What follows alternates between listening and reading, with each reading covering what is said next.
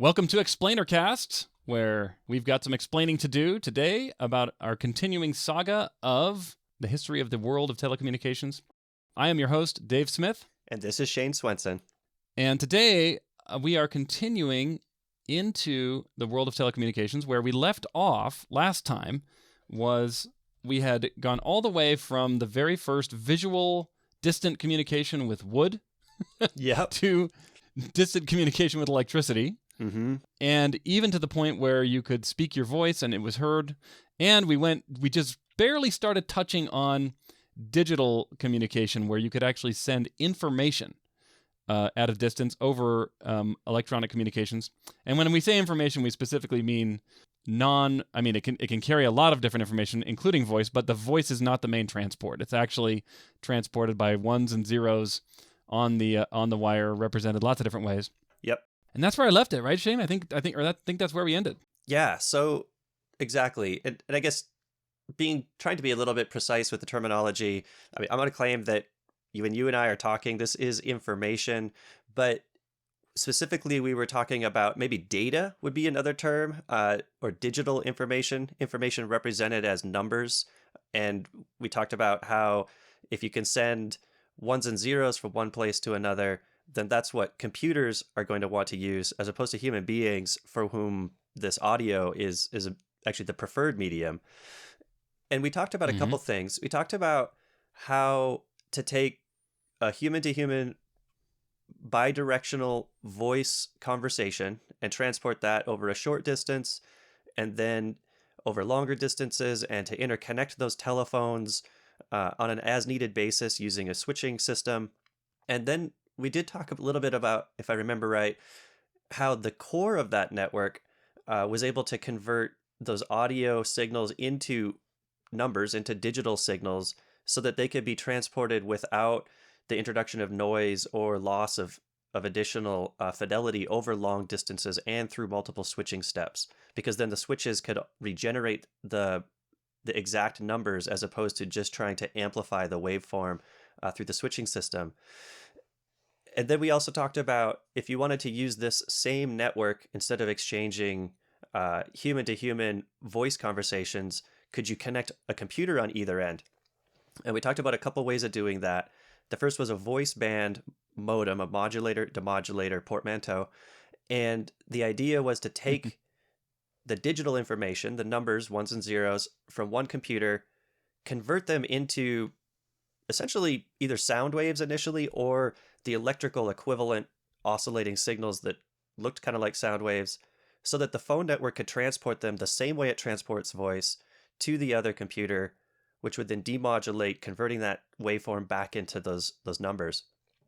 And then I think the last thing we talked about was, once the core of the telephone network was itself digitized and transporting numbers from point to point, then the computers could just give the numbers they wanted to send to the input side of the telephone network, and have that be delivered on the output side, with ideally very little loss of fidelity, which in a digital world means essentially the numbers change. So like ones become zeros, and zeros become ones. And so we call that the bit error rate. And with an all digital system, you can make that error rate very low. Oh, yeah. And there are all kinds of interesting stuff, which we will not get into today, but in the future, with even the ability to correct errors that have happened in the network. Yeah, exactly. And I guess we did do one more thing last time. We talked about how the core of the telephone network had this problem, which was, I want to be able to share the long distance infrastructure among many callers, so that the network can serve many consumers or many users at the same time. And rather than running separate wires for every possible call, which becomes really just overwhelming in terms of the quantity of wire you need, we talked about ways of sharing a wire, or sharing some type of transport medium across multiple signals. So we talked about frequency division multiplexing. And then in the digital world, we talked about time division multiplexing, where we talked about a T1 in particular, which could carry 24 voice grade channels at the same time, at apparently the same time, by transmitting the bits of information, the ones and zeros, faster and then essentially allocating little time slots to each of those 24 phone calls in a round robin fashion. The other important detail with that is that enables us, if we connect computers to the network, to use that higher bit rate as well. And so now a computer could potentially transmit at a voice channel speed 64 kilobits per second or less, or it could start to use multiple time slots together, or even the entire capacity of that T1 in that example to go up to 1.5 megabits or 1.5 million bits per second. And then over time, the telecommunication systems have continued to increase in speeds, whereas to the point now where over long distances, you can send up to 100 billion bits per second, 100 gigabits, and in some cases, even higher speeds are becoming available, like 400 gigabits per second, 800 gigabits per second. Oh my goodness. And so while there's more bits per second, it's really the same interface to the computer, which is I give you some ones and zeros to the transport network, and they show up at the other endpoint that I've made this connection across. Exactly. And that is the foundation for the internet. Although we're not, now I think we got to decide, Shane, what are we going to explain next? The way we got to the internet from this base capability of being able to transmit ones and zeros over a network at long distance and have them arrive on the other end, and what you see today when you go watch a YouTube video or send a WhatsApp message, there are a lot of steps in between that. And we got to decide, and some missteps, right? And some, like we've said before, some competing technologies whose names you don't know anymore because they died on the vine, right, and never got fully implemented at scale. I think, so where do we go from here? Yeah, I think I want to trace just a little bit of the path that was taken in the technology, which probably means we start with talking about how to create broad-based computer-to-computer connectivity, which is really what the internet did first. And then once we had that connectivity, then there was all kinds of innovation in, well, what applications should we host on this interconnected network? And I think it'll make sense to go in kind of the same order. So today, let's talk about interconnectivity and how we achieve that with now a huge number of connected devices, especially when you think of the fact that computers aren't just big boxes in rooms or even laptops and smaller computers, but mobile phones, wearable devices, all the Internet of Things devices in people's homes and vehicles and so forth. The number of don't forget about smart toasters. It's like the most important thing. That's right. On the exactly. internet. Yeah, the smart toaster, the smart fridge colluding to, I don't know, give you food poisoning or something. So we'll go to the nefarious eventually too. But yeah, the result is, estimates are that there are at least tens of billions of connected devices that really are all a form of computer on today's internet. So more devices than people. That's right. Yeah, way more devices than people. So I think today let's talk about how we go from, two computers talking to each other over this, this transport medium provided by the telephone network, and see if we can figure out how to scale it to billions of devices communicating with each other just at the communications layer. And then we can add the other services on at a later time. Okay. So with that, yeah, I think to start, there's a couple interesting things. The first is, and I think we talked about this back in the earlier telegraph episode, where we talked about the telegraph signal being carried over the same wires that could carry phone signals. And one thing to notice in this evolution is that for most of the 20th century, at least the first half, telephony, people talking to each other on the phone was the primary use case for telecommunications. And so entire global network was built to make it so that you could pick up a phone, dial a number, and talk to someone on the other end. And and so then as digital computers came into the world, really 1960s, the big ones became available for large institutions and large companies. And then in the 1970s, they got smaller, but still, the size of your desk. And then in the 1980s, with the introduction of the personal computer, as people wanted to connect these computers together to exchange information, the natural way to do it, there are really two ways to do it. If they're in the same room, you might have some custom cable you just connect them together with. But if they're farther Yeah. apart than the same room, you look around and say, well, how can I make a connection from one point to another in this world we live in? And the answer is, well, the telephone network. Because I can make a call from just about any occupied place in the world to any other occupied place in the human occupied place in the world. That's where the computers are. Uh-huh. And so the natural thing to do is to connect them over the telephone network. And the technologies to do that, of course, evolved over time. They started with, as we talked about, modems and worked their way up to these higher speed digital units. And the challenge is, the first thing you would say is, okay, let's connect two computers together. And Dave, did you ever do this like with a PC at home in Oh, yes. like the 1980s, 1990s? Yeah, I mean, this will date me a little, but Warcraft 2, not World of Warcraft, that's totally different, with a serial cable between two PCs so that we could play against each other in the same room. Oh man, you started all the way with serial. That's awesome. Yeah, it was so cool. So that would be an example of that custom connection that was specific for computer. Exactly, to computer. like the point-to-point, one computer, one other, only two computers. Yep. And then, of course, we realized later that you could do it over a modem, so the computers could actually telephone each other using the modem. You would put in the phone number of your friend whose computer was also connected to a modem, and they could dial directly to each other. Then you didn't have to carry your computer to your friend's house. You could play games with them over a modem. Then, of course, that was fun, but it was better to have more people, and so then it kind of advanced to this newer technology. They actually had there was a technology called IPX, which came from Novell, that Warcraft 2 could use to communicate with other Warcraft 2 players over an internet connection. So you had to have an internet connection. But for the games to actually play with each other, they used IPX. And now that I'm saying that out loud, that might have been a local network as well. I can't remember the details on that. Yeah, I remember seeing IPX, and was that Novell's? Yes. Okay. IPX came from Novell. It was a competitor to IP, which is what we all use today. And basically, it had all the same features, maybe even more. I mean, people always like to say, well, the IPX was so much better. You know? Sure. But, the one that didn't last. Yeah.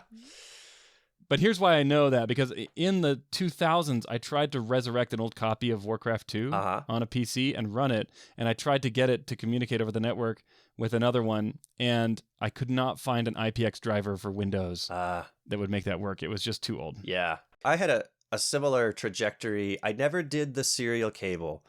And the serial cable, the way to think of that is it's really just twisted pairs of wires over a short range that, kind of like a telegraph signal, you basically can send ones and zeros over it. Yep.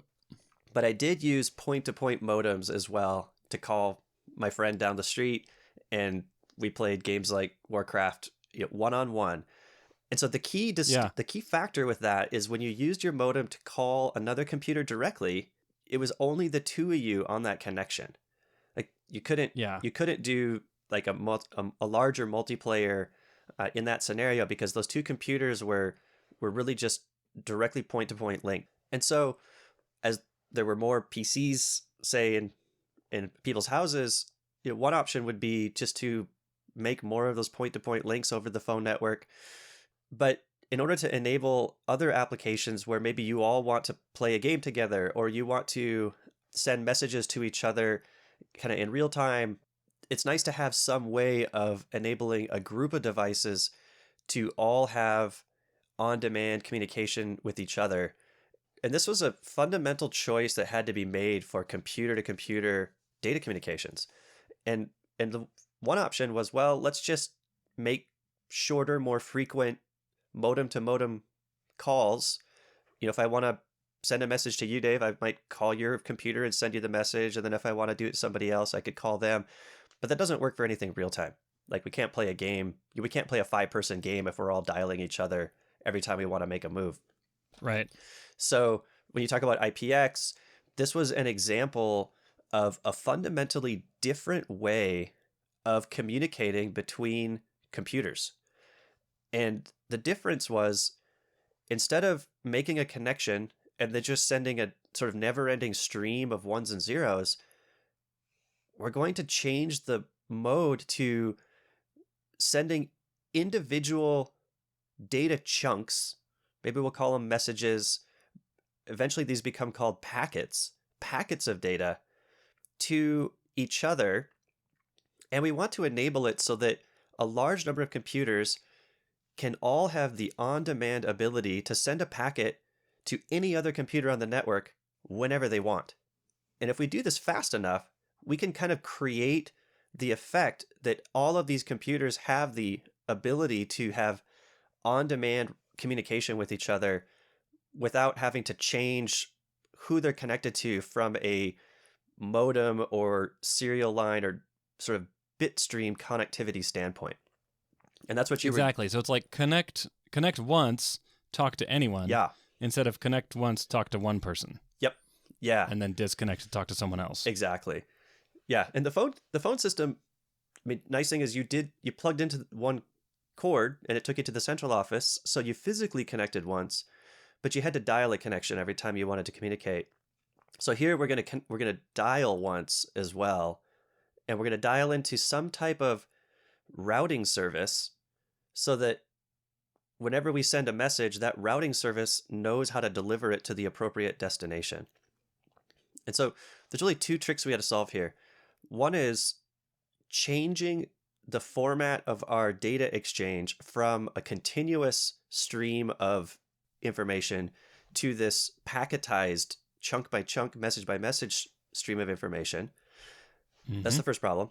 And then the second problem is how do we route those packets to the appropriate destination in this network? Right, because on the old system where you just have two computers directly connected, there was no routing question. That's right. All the messages went to the other computer. But now it's like, well, there's, more than one computer, maybe hundreds, thousands, or like today, billions. Yeah. How does my message actually get to the right place? Yep. So, yeah, maybe let's talk about that one. And the fundamental way we're going to do this is different than what we did, again, in the telephone network, where you sort of dial your subscriber, and once you've established a connection, then you're just following the electrical or the configured switching path. And the fundamental thing we're going to do here is, as we take the information we want to send and we format it as a packet, we're going to add the destination address that we want that packet delivered to onto that packet. And in fact, every packet we send has to carry the destination address with it, so that the routers in the network that are going to choose how to forward this packet to get it to its destination know what to do with it. And Shane, I think you have a fantastic metaphor for this. Yeah. And I don't want to spoil it, but I think we should go there now. Sure. Yeah, my metaphor for this is to think of these packets as postcards. And you take your messages you want to send, you write them on these postcards, and then you put the destination address on the postcard, and then you hand them, one by one or in a stack, to the postal system. And then the postal system sort of magically delivers them to their very destinations. And you just keep putting postcards into the mail and they keep showing up at the destination. And so... And you don't have any idea, as the sender of the postcard, what route the Postal Service is going to take. That's right. They might go through one city, they might go through another city. And this is a blessing and a curse. The curse is you don't know if they're taking the optimal route. Maybe it could be better. Yep. You don't have control over that. But it's a blessing because it's one less thing you have to worry about. Exactly. Yeah. So again, it's another abstraction. And abstractions tend to simplify some things, and then they tend to make other things at least harder to know, maybe more complex. And so in this case, that's exactly right. Internally to the postal system, they're receiving and aggregating. I'm using postcards. The reality is they, of course, forward other forms of mail. We'll talk later about why I chose postcard as my metaphor. But as they take each of these items, each of these messages, they have to choose what to do with it. And again, there isn't a postal system just dedicated to me. It's this shared resource that lots of us, all the destinations in this country are using. And this is another example when we build telecommunication systems is shared infrastructure tends to be much more economically efficient than private point-to-point infrastructure. And so the local post office is aggregating the inputs, all the mail that's being sent by everybody in that local service area, and then they're performing a routing function. And they look through all the destinations and figure out which ones are to be delivered locally and then distribute those back out. and then which ones need to go to another post office for local delivery somewhere else in the country or in the region. Mm-hmm. And those are going to be aggregated into bundles and put on trucks, put on airplanes, and essentially packed into higher capacity transport for long haul transport. And then those bundles will be unpacked, look at through the addresses, again, assign them out for local delivery. And then, our local post office and our local postman drives around in his truck or walks through the neighborhood, putting letters in everybody's mailbox, so truly making local delivery all based on the same address that was written on that postcard by the original sender. Right. And very importantly, that address remains visible on the outside of the postcard. Well, I guess postcards only have an outside, but the address is visible there to every actor that operates in the postal service, whether it's the person sorting the mail in the original post office all the way to the person driving the truck across the country. They can all see it, so they know where it needs to go. Exactly. Yep. And so computer networks are going to do the same thing. This postal system we've been talking about in the computer network world, those are going to be composed of a set of devices that we're going to call routers. And so a router essentially is a computer whose job is to receive packets in, usually from multiple communication interfaces. So they'll be interconnecting multiple other routers or end computers, and they'll receive those packets in. As they receive each one, they look at that address, the destination that packet is being sent to, and then they'll make a simple determination, which is, of all the other routers or computers I'm connected to, which one should I send this packet to help it get closer to its destination in an efficient way? And so similarly, we think about like my local post office. They don't even necessarily need to know what path my message across the country is going to take exactly. They just need to know like which truck to put it on to get it to the next city that it needs to go to. Yeah, and this metaphor works so well because the decision making here is often very simple. Like imagine you live in a small remote town. Yep. And there's only one road out of town, and it goes to the next biggest city where more decisions can be made about how to route mail. Yep. Well, the local post office the local post office in your small town only has two options.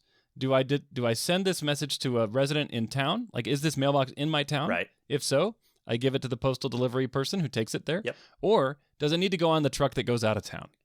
And that's actually very similar to how many routers work on the internet, especially the router that is in your home powering your Wi-Fi that you're undoubtedly almost every home has in the US. Yep. And that's the only decision it has to make is this packet destined for a computer on my local network in this house, or is it going out to the internet? And if it's going out to the internet, it has an upstream connection to your internet service provider, and that's all it has to decide. Exactly. And so that's the local kind of edge router context. And if you look at, call it, say, a core router, and I actually don't know exactly how the postal system is arranged, but it wouldn't surprise me if they have some very high capacity locations where lots of mail comes in from long distance and essentially is sorted and then sent back out into some, out to the local nodes. So you could imagine, and this is very common in the internet, to have routers that are not connected to any endpoint computers. They're only connected to other routers, and they live in what we call the core of the network as a result.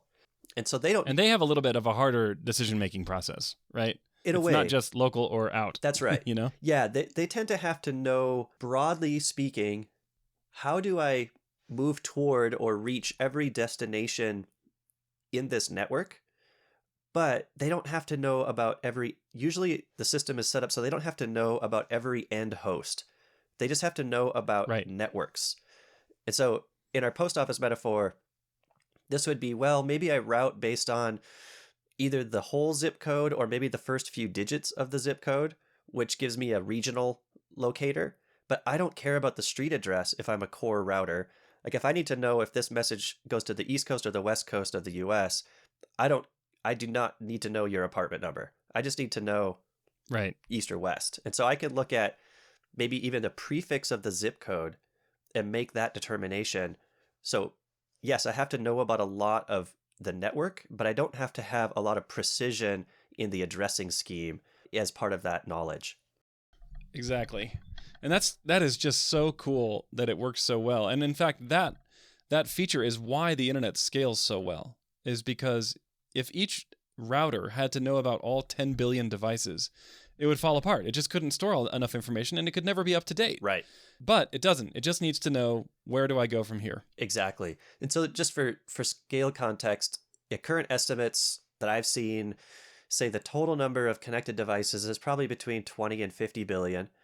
And the size of the core routing tables for the internet, in terms of the number of unique entries they have in their list of, if I see an address that matches this prefix, I'm going to go that way. If I see a list, prefix that matches this other entry, it's going to go a different way. That core routing table tends to have around 1 million entries right now.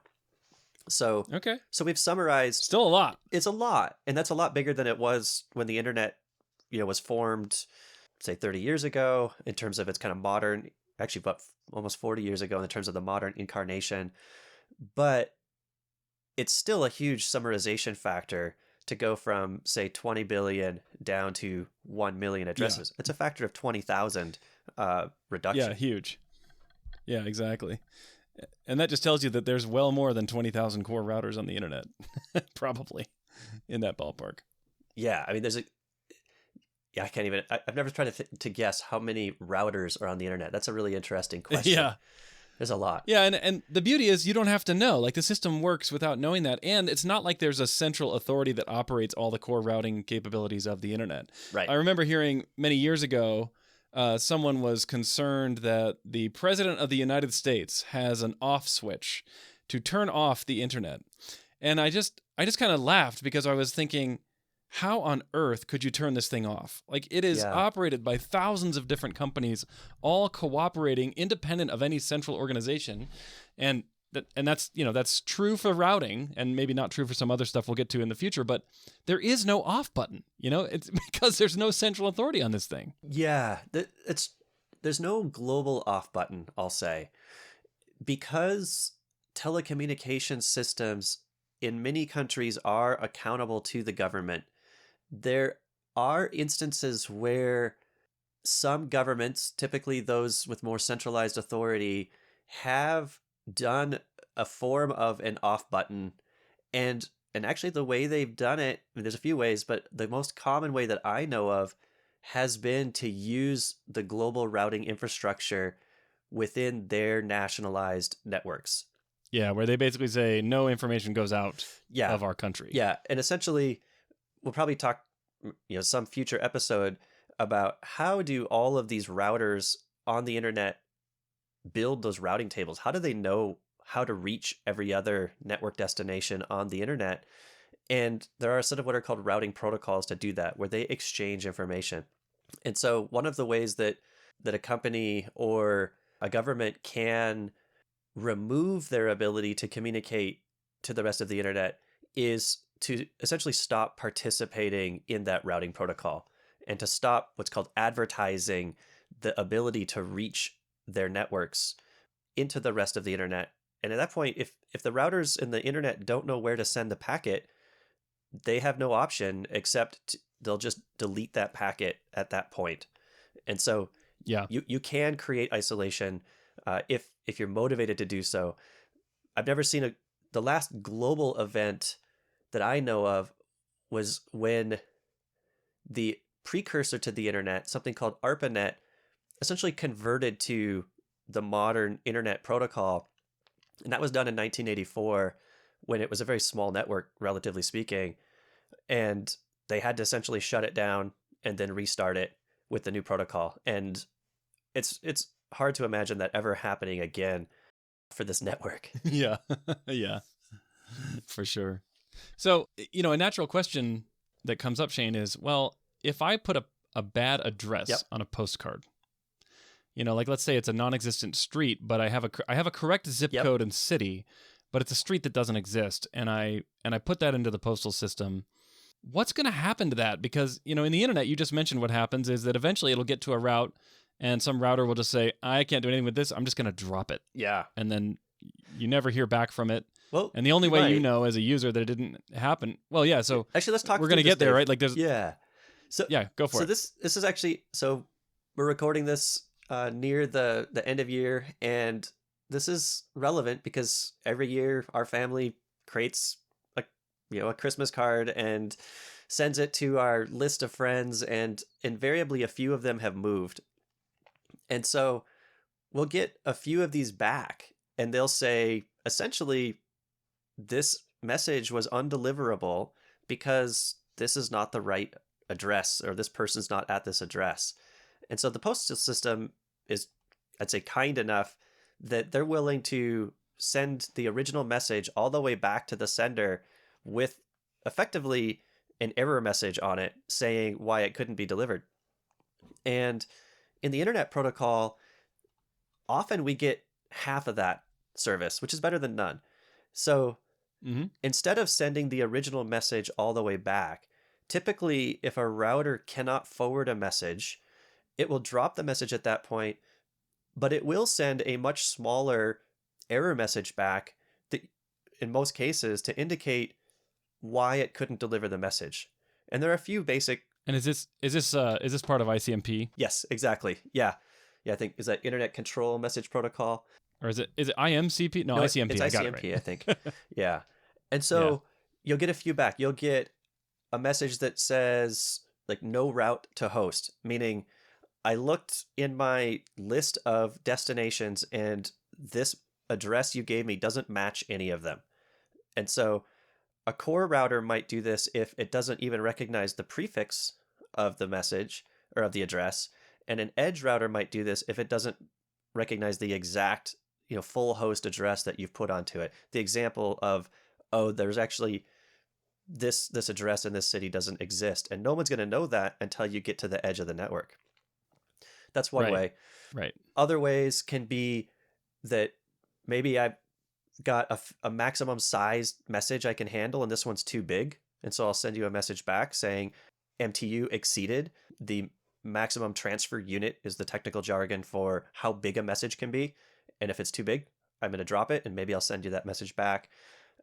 And there's some other things like, it turns out when we send a message into a routed network, we're going to specify typically a hop count that says, I don't know how many steps it's going to take to reach the destination, but just in case something really bad happens, like I find this message going around a loop of routers that all think the next router in the loop is the right one, I want it to stop at some point.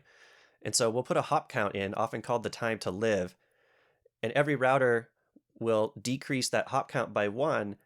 And if it hits 0, then the router that saw it at 0 is going to delete the message and often send back a reply that says, message time to live was exceeded, so that my message didn't actually reach the destination. And this, I love the metaphor on the postcard here because it breaks down, but you could imagine it. Yeah. So imagine if you wrote the number 10 on your postcard and said, I don't want any more than 10 postal workers handling this message. Yeah. And the first postal worker picks up your postcard from you, and they scratch out the 10 and they replace it with a 9 right on the postcard with their pencil. They pass it off to the next postal worker. They take that 9 and they scratch it out and replace it with an 8, and so on and so on. And if it ever gets to 0, the postal worker goes, yeah, you know what? We're not going to deliver this. I'm going to throw it in the trash. Here's a smaller postcard I'm going to send back to the original address. Which, by the way, is an interesting fact. On a postcard, you don't have to write the source address. True. But in the internet, you absolutely have to write the source address. Yes. Because that way all these intermediate routers know how to send a message back to you to say, I couldn't deliver your message. Exactly. And it's good practice on a postcard. You can put that return address. And if you do, then if you encounter one of the more typical errors like message was undeliverable, then you will get the postcard back in most cases. And so that source address is super helpful for those error messages. And when we talk about other applications you can build once you've built this network, that source address is also how the computer you send that message to knows how to then reply back to you to do what they're going to do. Maybe they acknowledge the message, or maybe you asked a question in your message and they send you the answer back. They'll use that same source address to recognize who asked and who to reply to. Exactly. You could totally build a postal network that is based on this forwarding procedure. We just choose to build one that's a little more efficient, probably by actually pre-planning the routing a little bit more. But yeah, and also that when you put a letter into the mail, that mailbox or that post office knows if it's a valid destination or not, right? Yeah. The internet doesn't work that way though. Yeah. Though every now and then, and if you watch the tracking on like a package that's being sent to you, I've definitely seen where sometimes you can tell it like got put on the wrong truck at a distribution center, because instead of getting closer, it got farther away, and like the delivery, the predicted delivery date increases. And so there actually are a lot of these same sort of at least error handling, or okay, you got to the next place, I scan your barcode if it's more of a package delivery system, and I still, even if it went the wrong way, from that point forward, we're just going to choose what's the best way to get it to you. So it's going to go back on a truck or an airplane headed in the right direction, and try to get to you eventually. So there is that same kind of resiliency built into physical routing systems as well as packet routing systems. Okay, Shane. So I wanna share a couple of things real quick that I think will help to understand how messages route today. Sure. And that is that on your computer, you can actually run little tools that will tell you a little bit about the routers that your internet traffic are going through to get to their destination. And one of those tools is called Traceroute. Yep. And this gives a really cool concrete visualization of how many routers did your packets have to go through to get to their destination. Yep. And I've always thought, not always, but I think early in my internet days, I had assumed that these connections were pretty direct. It's like from my home, okay, I know I have a Wi-Fi router, got it. I know I've got an internet service provider, but from there it should go straight to the website that I want to go to. Right. But that is just not the case. In fact, while we've been sitting here, I ran some traceroute commands on my computer just to get a lay of the land for what things look like in 2023. And I went to like 7 or 8 different web domains that are kind of popular websites. And the smallest number of routers, they call these hops, that any of my packets went through. Could you guess what that would be, Shane? Put you on the spot. I would guess your smallest might be on the order of 5 or 6.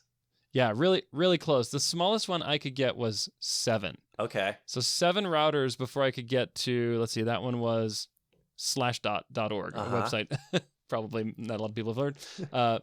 Google.com, same number. It was 7. And the biggest one I saw was 12 hops before it got, that one was yahoo.com. Just from my house in Salt Lake City, Utah to yahoo.com took 12 hops. Interesting. Which is interesting because it's probably hosted in, I think that one's hosted in California. Okay. So, not too far away, but still 12 hops. Yep. So there you go. That kind of gives you a sense for how many hops a message needs to go through. And of course, it could be a lot more. Yeah, absolutely. Yeah, I think it is surprising. And it's in part because, and again, your mail going through does not probably go through 12 postal relay stations, in part because the cost of looking at a piece of mail and choosing a forwarding decision is relatively higher than the cost of looking at a packet and making a forwarding decision and then forwarding it. And so there are kind of a surprising number of these routers just to get from you and your home to you got to get to your Wi-Fi, and that may be your edge router that connects to your internet service provider. You may have one more in your home. And then the internet service provider probably has a couple of those routers as they aggregate traffic into the core of their ISP network. And then maybe you go through 1 or 2 more of their routers as you go to their connectivity to the public internet. Then you have long haul transport across the public internet some distance, and then you're now reaching that content provider, most of the places you referenced, or some type of service you would connect to, and maybe they've got 1 or more. Though typically I would guess you're going to only see probably one hop of theirs. And then likely as they built their application, your packets actually went into a private network and got forwarded further, but you're not going to be able to see that using traceroute. So yeah, there's a lot of devices touching these packets, looking at them, decrementing that time to live, and then forwarding as they transmit through the network. So I also want to talk briefly about these addresses. We've talked a lot about an address, a source address and a destination address that has to be included on every internet packet. Yep. But we haven't said what exactly that is. You know, on a postcard, it looks like a street number, a street name, a city name, and a zip code. These addresses are much simpler. Yes. They can be interpreted just as a number. Yep, exactly. And the way we tend to represent these is actually 4 numbers separated by dots. But realistically, those 4 numbers separated by dots can be thought of as just a single number. And it's not a huge number. In fact, if you were to enumerate all the integers that can be represented by an IP version 4 address, which is the most common kind of IP traffic, yep, it would be between 0 and 4 billion. Yeah. And this is kind of interesting because we said earlier there's a lot more than 4 billion devices connected on the internet. Yes. And without going into the details there, we should say that there are lots of routing tricks that can be done to allow people to actually use the same addresses over and over and not exhaust that 4 billion IP address space. However, that is a problem, and there are solutions in the works for solving that problem of running out of IP addresses. Yes. Yeah, exactly.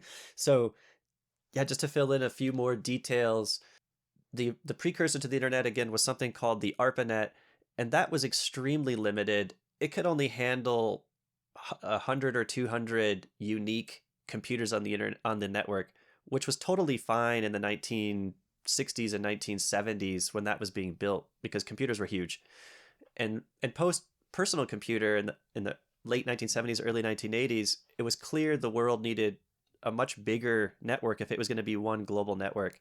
And the other kind of requirement is that, in theory, every computer on this network needs a unique address so that the network knows exactly who to send it to. And so they developed a series of protocols called the Internet Protocol, and an internet was the inter-network, meaning an interconnection of networks that was meant to be global. And so this started in the 1970s with Internet Protocol version 1, version 2, version 3 were all kind of research protocols. And then finally, Internet Protocol version 4 was released, I think it was in 1982 that it went live.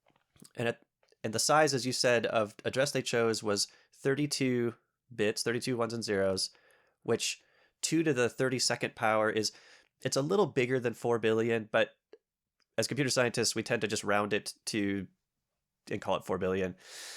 And at the time, there were way fewer than 4 billion computers in the world. I think there were less than 4 billion people on the earth at the time. So probably that seemed like a lot of addresses. They were like, it should be plenty. Yeah. Only the rulers of nations will need computers connected to the internet. That's right. And all the the key universities that were building the network. And so there's a bunch of tricks that have happened, as you said. The most important trick is that within each of our, say, home networks, we're allocating a unique address to every computer, but we're kind of keeping those private in our network. And then our internet service provider has given us one public IP address that connects to our front door, and everybody inside is sharing it. So think about even the postal routing system. Yes, if you can write my name on the postcard, but reality is most of the postal system is only looking at the street address. And then the fact that you wrote my name on it means great, my family knows who to give it to. But that's an internal choice that we make. And the important part is the address. And so similarly with the Internet Protocol, of those 4 billion-ish IP addresses, roughly 3 billion are in use. So not every address is even being used, but most are. And yet we have that 20 to 40 billion devices really sharing 3 billion public IP addresses. And the reason for that is this private addressing that's done in private networks that have a sort of a small addressing connection to the public internet. Exactly. And so And we probably don't have time to go into the details of that, how that works, but one day we will. save that one for later, because as a person who cares a lot about networking and networking applications, we care a lot about some of the details. Most people who use these networks just want it to work. And it's really the Right. application and network engineers' jobs to make sure that this public-private kind of two-tier of addressing is actually functional for your applications. All right. Well, have we exhausted our material for this topic today? Moving messages around the internet. I think so. And so there's a lot more to speak about, and I think we'll do that in the future. But to summarize, we started with the interconnections available through the telephone network. First, the analog telephone network with modems, and then later the digital telephone network, and other things that you might use to connect, like digital subscriber loop, DSL, or cable internet connectivity, or fiber, or your phone's mobile data connection. These all work the same way, which is they enable you to create a point-to-point connection to a router that is connected to the rest of the internet's routing infrastructure. And once you do that, now all of the computers that are connected at all of these edge points can send messages really to each other, with slight caveats with the private networks. And so we started with this point-to-point interconnect, and now we built this apparent fully meshed interconnect, we would call it, where anyone can communicate to anyone at any time on demand. And this is what enables the modern internet, as well as all the applications running on it. So I think in the future, we'll talk a lot more about those applications, but it's good to have established just this basic connectivity that feels just so natural at this point, but really was quite innovative as it was first brought into being. Yeah, it's going to be great. I mean, just a little bit of a teaser. You know, we've talked about all these addresses, but no one uses addresses on the internet. Yep. You know, so how do we figure out someone's address that you want to talk to? We'll talk about that next time. Also, we've said things like, oh, well, there's like 1 million entries in these routers so they know where to route your packets. Well, how do they get that information between each other? Also great. How do we keep information secret so that all these intermediary routers that are moving our packets around can't see our private information? How do we do that? Also a solved problem. Yep. Anyway, lots of good stuff to go into on future episodes. Shane, any parting words before we call it a day here? No, I think I'm good. I'm looking forward to the next one. All right. Thanks, Shane. And thank you for joining us for another episode of ExplainerCast. We'll see you next time. Thanks a lot, Dave.